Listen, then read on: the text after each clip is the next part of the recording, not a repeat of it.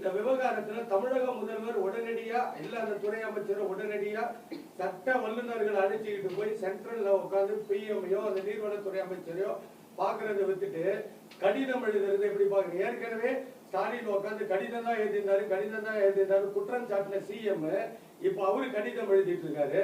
இந்த கடிதம் மூலியமா எதனா தீர்வு எட்ட முடியுமா சார்?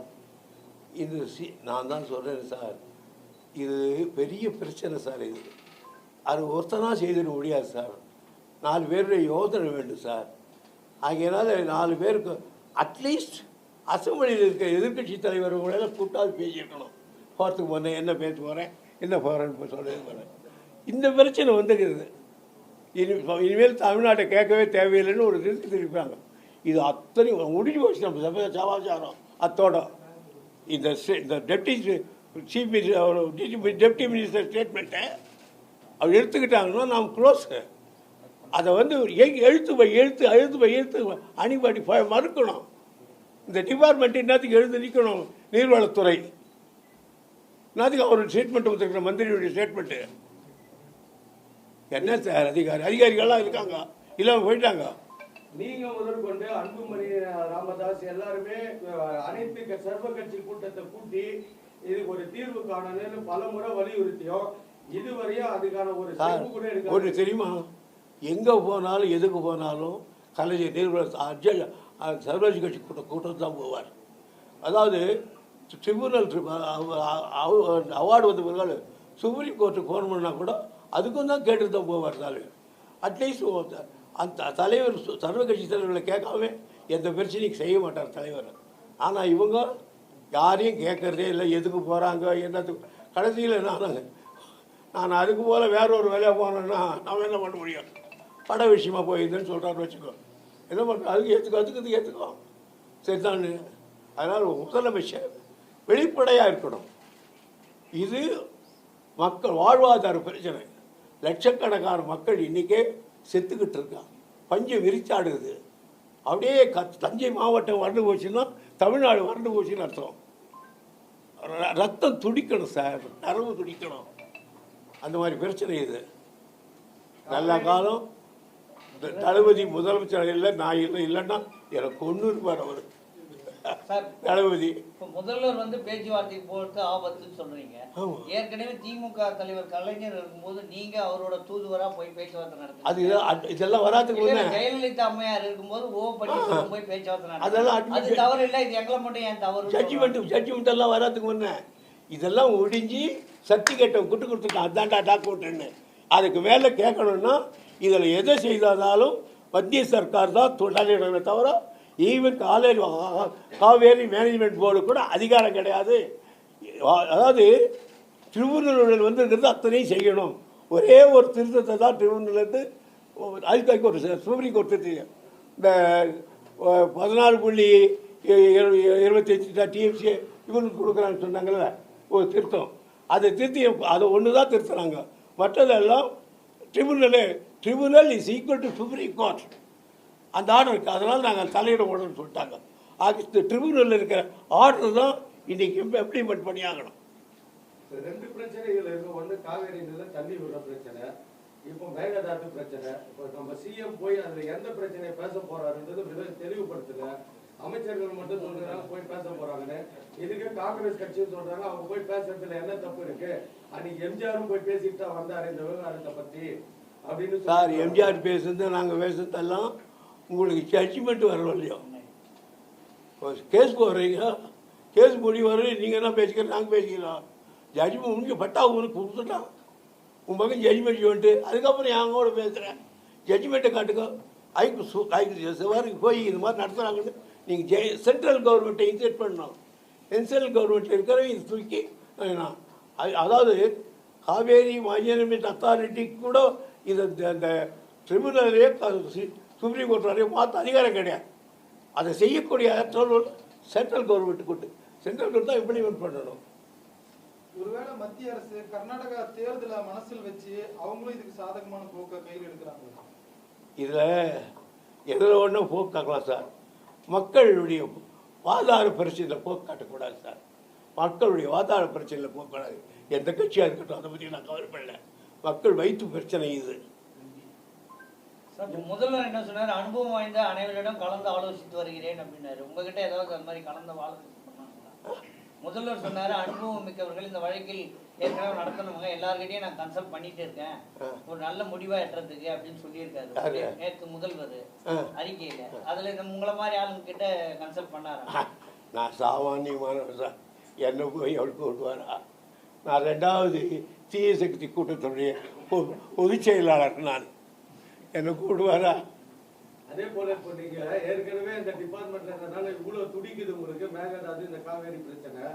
இன்னைக்கு அந்த டிபார்ட்மெண்ட் மினிஸ்டர் அவர் அறியாமையில பேசிட்டு போறாரு. செய்தியாளர்கள் கேள்வி எழுப்பும்போது அவர் வந்து சென்ட்ரல் மினிஸ்டர் வந்து அறியாமையில பேசிட்டு போறாரு, சும்மா ஒரு லைன்ல சொல்லிட்டு போறாரு. சார் அந்த அளவுக்கு நான் கீழே வந்து பதில் சொல்ல தயாராக இல்லை சார். அதே சமயம் இன்னைக்கு மனோன்மணியம் சுந்தரனார் பல்கலைக்கழகத்துல பட்டமளிப்பு விழா நடந்தது. அதுல ஆளுநர் கலந்துக்கிட்டாரு. தமிழ்தாய் வாழ்த்து அவர் இயற்றிய மனோன்மணியம் இயற்றிய அந்த இடத்துல நடந்த பட்டமளிப்பு விழாவிலேயே தமிழ்தாய் வாழ்த்து வந்து 3ஆவதா பாடப்படுது. முதல்ல தேசிகதம், 2வது வந்தே மாதரம், 3வது தான் தமிழ்தாய் வாழ்த்து பாடப்படுது. இது எப்படி பாக்குறீங்க? இது நம்முடைய உரிமை பிரச்சனை. எங்கள் நாட்டில் நாங்கள் என்ன பாடிக்கிறது தமிழ்நாட்டுக்கு, எங்கள் ஊரில் என்ன பாடணுன்றது கூட சட்டம் போட்டான்னா அது ஏற்றுக்கிட்டோம்னா அதை விட கேவலம் எதுவும் இருக்காது. எங்கள் ஊரில் எங்கள் பாட்டு பாடுறோம், ஆனால் என் பாட்டை பாடிட்டாடா நீ பாடணுன்னு சொல்கிறது தப்பு. அது என்ன உன் பாட்டு என் பாட்டை விட வகித்தது? இன்னும் சொல்ல போனால் அந்த பாட்டில் பதம் இதெல்லாம் வருது. ஆகையினால மத்திய சர்க்கார் கொஞ்சம் கொஞ்சமாக இந்த நாட்டை ஒரு வேறு விதமாக கொண்டு போவதற்கு முயற்சிக்கிறார்கள். இது அரசாங்கம் இதில் பயங்கரமாக எதிர்க்கணும். மற்ற கட்சிகள் எதிர்க்கிறது ஒரு பக்கம் இருந்தாலும் அரசாங்கம் எதிர்க்கிறது தான் மத்திய சர்க்கார் கவனிக்கும். அதனால் இதில் வந்து கொஞ்சம் கூட விட்டு கொடுக்கக்கூடாது. சட்டம் வந்திருக்குது, இது மாதிரி எத்தனையோ சட்டம் வந்திருக்குது. சட்டத்துக்கு பயந்துதான் நடக்காத காரியம். அது இல்ல சார், அந்த பாட்டை இயற்றினவர் பெயர் கொண்ட பல்கலைக்கழகத்திலேயே இது போன்ற தமிழ் தாய் வாழ்த்து 3வது இடத்துல தள்ளப்பட்டிருக்கு. இதை விட கேவலம் வேற ஒன்றும் கிடையாது சார். தலைக்குரியா தமிழர் ஒவ்வொருவரும் அந்த பாட்டை ஏற்றியவர் சுத்தம் பண்ணார். அவர் பல்கலைக்கழகத்தில் முதலாக 3ஆவதாக பாடப்பட்டது என்பது தமிழ்நாட்டு வரலாற்று ஹிஸ்டரியிலேயே ஒரு கரைப்படைந்த அத்தியாயம். மேகதாது பிரச்சனையில அனைத்து கட்சி எல்லாரையும் கூட்டிட்டு டெல்லிக்கு போகணுன்ற இதுல சொல்றீங்க நீங்க. செய்யணும் அவர் இது சார். இது எனக்கு என்னமோ சொல்ல லேசாக எடுத்துக்கிட்டா ஏதோ துரைமுருகன் சொன்னால் போனாட்டு இருக்கால, லேசாக எடுத்தாங்கன்னா தமிழ்நாட்டை கொண்டுடுவாங்க. அவ்வளோதான் நான் சொல்ல முடியும். இப்போ அங்கே போராட்டங்களை ஜனம் தூண்டி விட்டு கர்நாடகாவில் பார்டரில் போராட்டம் நடந்துட்டு இருக்கு, நேற்று தொடர்ந்து நடக்குது. இப்போவே பண்ணுறான் சார்.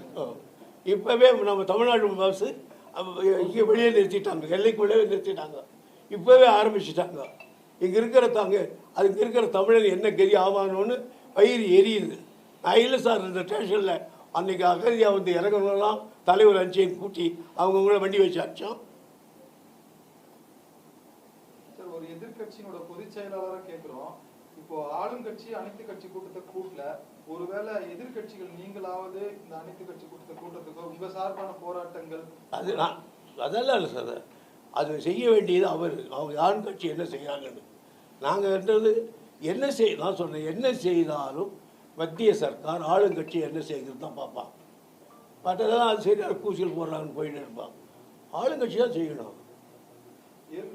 ஏன் சார், நான் பத்தியாக கேட்குறேன், ஒரு ஆணையத்தை வெளியிடணும்னு ஜெயலலிதா 8 தரம் இருந்தாங்கல்ல, நான் கேட்குறேன், அந்த உணர்வாவது இருக்கா இவங்களுக்கு? அதே போல இந்த கரூர் சம்பவத்தில் உயிரிழந்த 32 பேருக்கு பணி நியமன ஆணை கொடுத்ததை வந்து ரத்து பண்ணிட்டு நீதிமன்றம் என்ன கேள்வி எழுப்பி இருக்குன்னா, ஆளும் கட்சிக்கு சாலை விபத்துல மரணம் அடைஞ்சவங்களுக்கும் பட்டாசு ஆலை விபத்துல மரணம் அடைஞ்சவங்களுக்கும் இந்த கருணை அடிப்படையில வேலைக்காக காத்துட்டு இருக்கிறவங்களுக்கு ஏன் கொடுக்கல? இவர் ஏற்கனவே சொல்லியிருந்தாரு, நீதிமன்ற தீர்ப்பு நொக்குன்னு கொட்டிச்சு.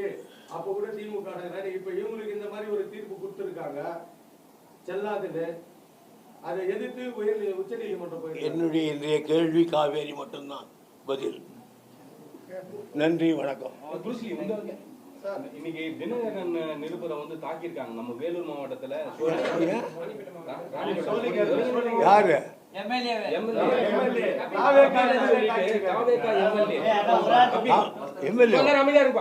தாவேகா எம்எல்ஏ கபில் வந்து சோளிங்கர் தொகுதி எம்எல்ஏ. அவர் வந்து தினமலர் ரிப்போர்ட்டையும் தினகரன் ரிப்போர்ட்டையும் தாக்கியிருக்காரு.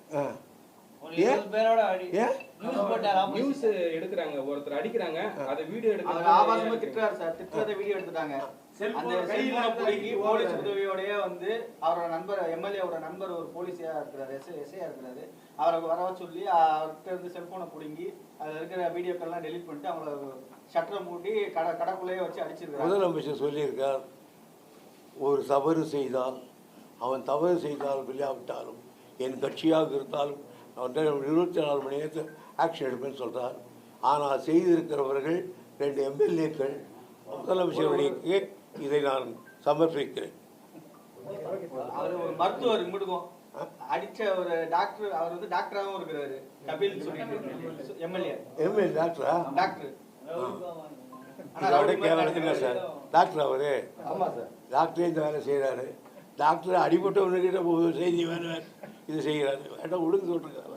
அதெல்லாம் சின்ன கேள்வி. அதே போல சட்டசபையில் இருக்கிற முதலமைச்சர் அலுவலகம் இன்னைக்கு நாமக்கல் கவிஞர் மாளிகைக்கு மாத்த போறதா உத்தரவு வெளியிட்டிருக்காங்க. முதலமைச்சர் அலுவலகம் எனக்கு தெரியாது, பத்திரிகைகள் பார்த்தேன் என்ன விஷயம் அப்படின்னு.